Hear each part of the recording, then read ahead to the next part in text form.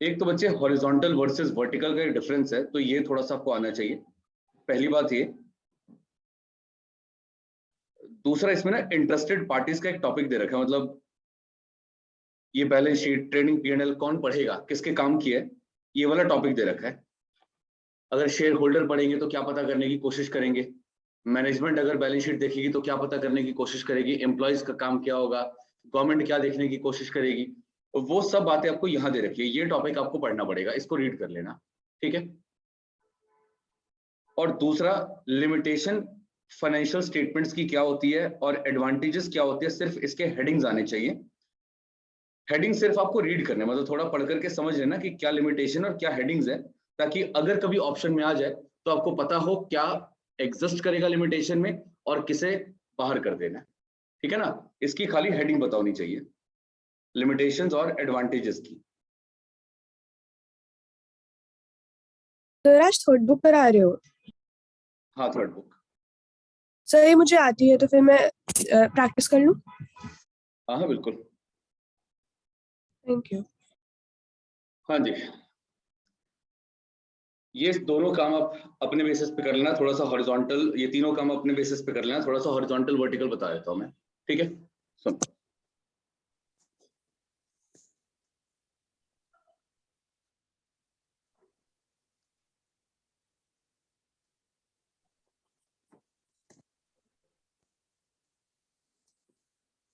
इतनी बात ध्यान से सुन लो, बाकी याद करने का तरीका मैं बता देता हूँ आपको। मान लो ये बैलेंस शीट है, ऐसी बनती नहीं है कंपनी की बैलेंस शीट, आपने देखा है वर्टिकल फॉर्म में बनती है।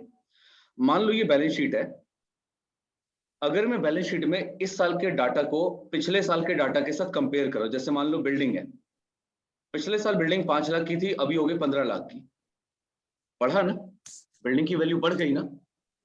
अगर ऐसा कोई भी चेंज होगा, जब आप 2 ईयर के डाटा को कंपेयर करोगे कि बढ़ा या कम हुआ, तो इसे कहा जाएगा हॉरिजॉन्टल एनालिसिस। क्या बोलेंगे इसको? और हम कंपेयर करते हैं, चैप्टर नंबर 3 आपका यही है, कंपैरिजन का। तो इसी पर एक स्टेटमेंट बनती है, जैसे बोलते हैं कंपैरेटिव स्टेटमेंट। क्या बोलेंगे इसको? Comparative statement. जब 2 ईयर या 2 ईयर से ज्यादा का डाटा कंपेयर होगा तो इसे क्या बोला जाएगा? कंपैरेटिव स्टेटमेंट बोला जाएगा। क्लियर होगी बात? या हॉरिजॉन्टल एनालिसिस बोलेंगे। तो हॉरिजॉन्टल समझ आ गया। अब आते हैं वर्टिकल पर। वर्टिकल में क्या होता है जरा ये भी समझ लो। वर्टिकल में अगर एक बैलेंस शीट गिवन है तो हमें सिर्फ करंट ईयर का डाटा चाहिए, और कोई भी डाटा से हमें कोई काम नहीं है, सिर्फ हमें करंट ईयर का डाटा चाहिए।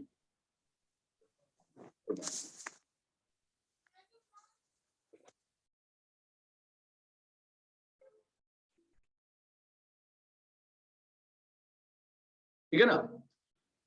जब मैं इसी ईयर के डाटा की एक आइटम को दूसरे आइटम के साथ कंपेयर करूंगा, करंट एसेट को करंट लायबिलिटी के साथ कंपेयर करूंगा, तो इस कंपैरिजन को कहा जाएगा वर्टिकल एनालिसिस। और सबसे बेस्ट एग्जांपल क्या है, जो चैप्टर आपके सिलेबस में आ भी रहा है, जिसे कहते हो रेशियो एनालिसिस। रेशियो एनालिसिस में यही करते हैं ना, कि बैलेंस शीट की एक आइटम उठा ली और दूसरे वाले के साथ कंपेयर कर दिया, तो इसे क्या बोला जाएगा? Ratio analysis. डन। अब अच्छा, इसके ना बहुत सारे नाम है, तो पेपर में इतना देखो, ये बात तो पता होनी चाहिए कि कौन से कंपैरिजन में, कौन से एनालिसिस में 2 ईयर या 2 ईयर से ज्यादा का डाटा कंपेयर किया जाता है। तो सामने देख करके बता दो कौन सा एनालिसिस ऐसा है जिसमें 2 अलग अलग ईयर का डाटा कंपेयर किया जाएगा, हॉरिजॉन्टल या वर्टिकल? हॉरिजॉन्टल। और किसमें एक ही ईयर का डाटा कंपेयर किया जाता है, मतलब एक ही ईयर की फिगर्स ली जाती है, उसे बोलते हैं वर्टिकल। ये बात दिमाग में बैठ गई। अब देखो, इसके नाम याद करने का तरीका सुन लो। मान लो एक वेब सीरीज आई है, ठीक है ना। वेब सीरीज HD क्वालिटी में, आपको याद रखना है वेब सीरीज क्या है। आज रात को वेब सीरीज देखनी है जो कि कौन सी क्वालिटी में है? HD क्वालिटी में है। वेब सीरीज का सीरीज पकड़ लो,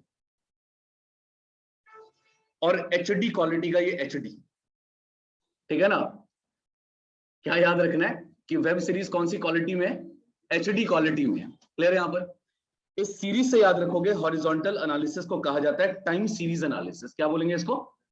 टाइम सीरीज एनालिसिस। HD में H क्या बताएगा और D क्या बताएगा? H तो ये नाम ही है, हॉरिजॉन्टल एनालिसिस। और D क्या बताएगा? Dynamic analysis. ये सारे एक ही नाम है, हॉरिजॉन्टल के ही तीनों नाम है। याद कैसे किया हमने? हाँ जी, याद कैसे किया हमने? आज रात को वेब सीरीज देखनी है जो कि कौन सी क्वालिटी में है? HD क्वालिटी में है। तो सीरीज से क्या हो गया? Time series analysis. H से क्या हो गया? Horizontal analysis. और D से क्या हो गया? Dynamic analysis. क्लियर? यहाँ एक ही नाम है, मतलब एक ही एनालिसिस के नाम है, हॉरिजॉन्टल, डायनामिक और टाइम सीरीज। डन? एक बार जरा जल्दी से याद करके बताओ, हॉरिजॉन्टल के ही और क्या क्या नाम है? टाइम सीरीज एनालिसिस हो गया, टाइम सीरीज एनालिसिस, हॉरिजॉन्टल हो गया, डायनामिक हो गया, ये तीनों और एक ही डायनामिक। नाम है। और एक चीज और, इसमें होता क्या है? कितने ईयर का डाटा? 2 या 2 से ज्यादा ईयर के डाटा जब भी कंपेयर होंगे तो इसे हॉरिजॉन्टल बोलते हैं ना, डन यहाँ पर। और इसका एग्जांपल क्या होगा? Comparative statements. क्या बनेगा इसमें? जब कंपेयर करोगे तो कंपैरेटिव स्टेटमेंट। डन? आगे बढ़े हम। ठीक है, सुनो आगे बढ़े हम। और सुबह उठ करके ना कॉलेज आना था बच्चों। रात को वेब सीरीज देखी है और सुबह उठ करके कॉलेज आना है। कॉलेज का नाम है CVS, college of vocational studies. ठीक है, ये याद हो जाएगा। रात को वेब सीरीज कौन सी क्वालिटी में देखी थी? HD क्वालिटी में। और सुबह कहां जाना है? CVS जाना है, कॉलेज ऑफ वोकेशनल स्टडीज जाना है। C का मतलब होगा cross sectional analysis.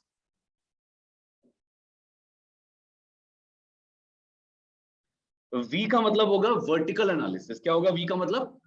Vertical analysis. और S का मतलब होगा स्टैटिक एनालिसिस। तो पेपर में रटना थोड़ी है, पेपर में तो आपको नाम दिखे और उसको टिक कर देना।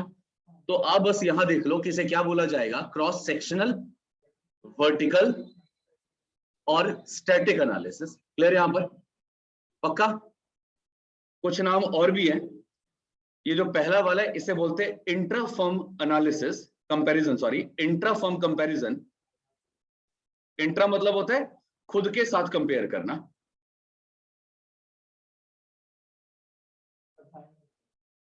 ठीक है ना? खुद के साथ कंपेयर करना, इसे क्या बोलेंगे? Intra firm comparison. तो हॉरिजॉन्टल वाला जो है वो इंट्रा फर्म होता है, और एक होता है inter firm comparison. Inter firm का मतलब होता है अलग अलग फर्म्स को कंपेयर करना, अलग फर्म्स को कंपेयर करना। ठीक है, दो डिफरेंट फर्म्स को कंपेयर करना, two different firms are compared.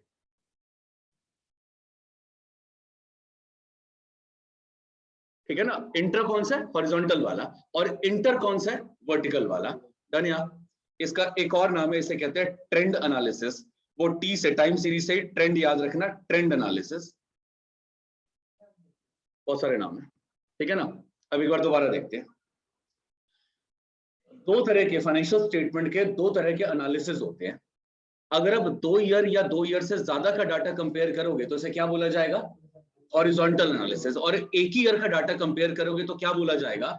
Vertical analysis. Clear है? हॉरिजॉन्टल के नाम क्या होंगे? रात को वेब सीरीज देखी और वो भी कौन सी क्वालिटी में थी? HD क्वालिटी में थी। सीरीज से क्या याद रखोगे? Time series analysis. HD का H क्या बताएगा? हॉरिजॉन्टल। और D क्या बताएगा? डायनामिक। डायनामिक। क्लियर? यहाँ पर ये हो गया। और सुबह उठ करके कॉलेज जाना था, कॉलेज का नाम क्या है? CVS नाम है, कॉलेज ऑफ वोकेशनल स्टडीज नाम है। अब C की फुल फॉर्म क्या है? Cross sectional analysis. क्या बोलेंगे इसको? Cross sectional analysis. और V क्या बताएगा? Vertical analysis. और S क्या बताएगा? Static analysis. क्लियर है? C एक बार दोबारा, C क्या बताएगा? Cross sectional. V क्या बताएगा? वर्टिकल। और S क्या बताएगा? Static analysis. डायनामिक था ना वो, पहले वाला डायनामिक था, तो ये वाला क्या होगा? स्टैटिक होगा। डन? इंटर कौन सा होता है और इंट्रा कौन सा होता है? हॉरिजॉन्टल वाला इंट्रा जो होगा, दो खुद फॉर्म्स से के कंपेयर बीच कौन में सा होगा? इंटर होता हॉरिजॉन्टल वाला। और इंटर वाला वर्टिकल में आ जाएगा। अच्छा ये बताओ, टाइम सीरीज से ही, T से ही, टाइम सीरीज से एक और नाम आता है ट्रेंड एनालिसिस। वो किसका पार्ट होगा? हॉरिजॉन्टल का। हॉरिजॉन्टल। सारे नाम याद हो गए? चलो पहला चैप्टर 2 कंप्लीट हो गया हमारा। आगे बढ़े।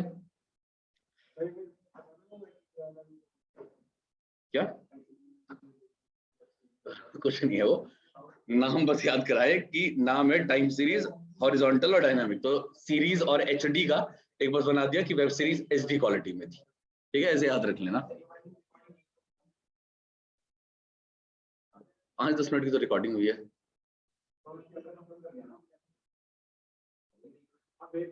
चलो यही सब, मर्जी आपकी।